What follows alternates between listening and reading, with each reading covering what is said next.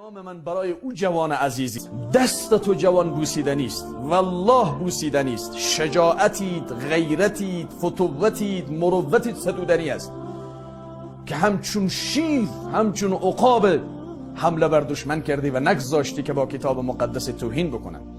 والله که کار تو، شجاعت تو، عمل کرده تو به مراتب از کار و تلاش هزارها عالم بیشتر است و ستودنی تر است.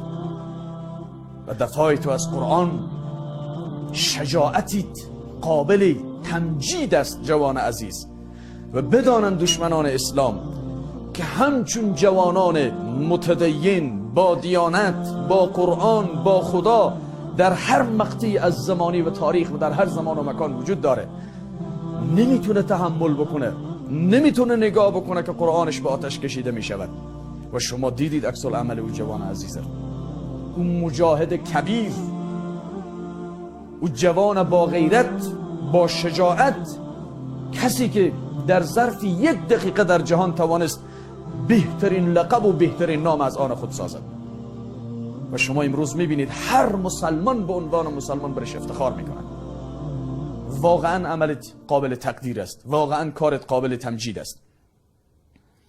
بناهن این است قرآن عظیم و شن، آن کتاب زنده قرآن حکیم، حکمتی او لایزال است و قدیم. حرفی او را ریب نه، تبدیل نه، آیت شرمندی تعویل نه. چون که در جان رفت جان دیگر شود، جان چو دیگر شد جهان دیگر شود. وقتی که قرآن در قلوب انسان مؤمن جا بگیره دیگه تحملی زیر نداره که نگاه بکنه و کسی برای قرآن توهین بکنه. این خود قرآن است. دفاع از قرآن در هر مقطعی، هر شرایطی. کسی که توان داره با زبانش دفاع کنه، کسی توان داره با مالش دفاع کنه، کسی توان داره با قلمش دفاع کنه، با قدمش دفاع کنه، با درهمش دفاع کنه. هر کس چیزی که در توان داریم، والله ما در برابر این قرآن مسئولیم.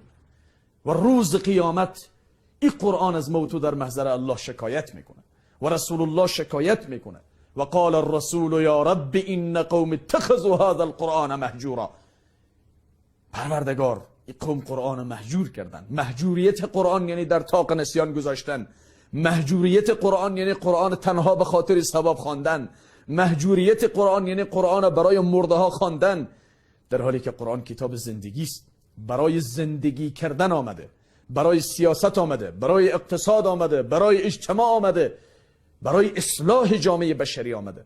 پیام قرآن پیامی اصلاح طلبی است. کتاب انزلناه الیک لتخرج الناس من الظلمات الی النور. این کتابی است که انسانیت را از تاریکی بیرون میکند به طرف روشنایی.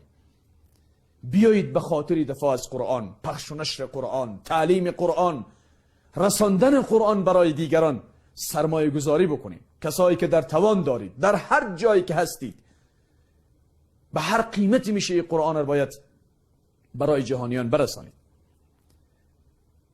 انا نحن نزلنا الذکر و انا له لحافظون. محافظ این کتاب الله هست.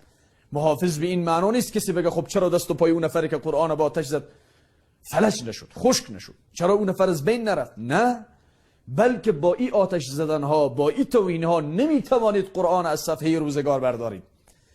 قرآن در رگ و پوست و گوشت و خون مسلمان جا گرفته. قرآن دست مسلمان به آتش میزنید، قلب مسلمان چی میکنید؟ نمیتوانید. یریدون ان یطفئوا نور الله بافواههم والله متم نوره ولو کره الکافرون ولو کره المشرکون. نمیتوانید نور الله را خاموش بکنید. چراغی را که ایزد برفروزد، هر آن کس پف کند مملکتش بسوزد. نمیتوانید در برابر قرآن مبارزه بکنید. بناهن بازم تشکر میکنم از برادران و خواهران عزیزی که به ما پیام دادن که باید برنامه داشته باشیم در این مورد. همه ما مسئولیم و تشکری ویژه دارم. ممکن صفحات مجازی است، امروز وسایل است، پیام ما برای بسیار از خواهران و برادران ما برسد. واقعا شجاعتید، غیرتید، فتوتید، مروتید جوان عزیز ستودنی است که همچون شیر بر دشمن حمله کردی و نگذاشتی که قرآنت را به آتش بکشن. و کار تو به مراتب از کار ما بالاتر است. اجرید، پاداشید، جایگاهید، تشکر و تمجید از تو به مراتب بیشتر است کسای دیگر است که با زبان از قرآن دفاع میکنن مثل ماها. الله تبارک و تعالی به همه ما توفیق عمل به قرآن عنایت بفرماید. موفق و مؤید باشید. السلام علیکم و رحمت الله تعالی و برکاته.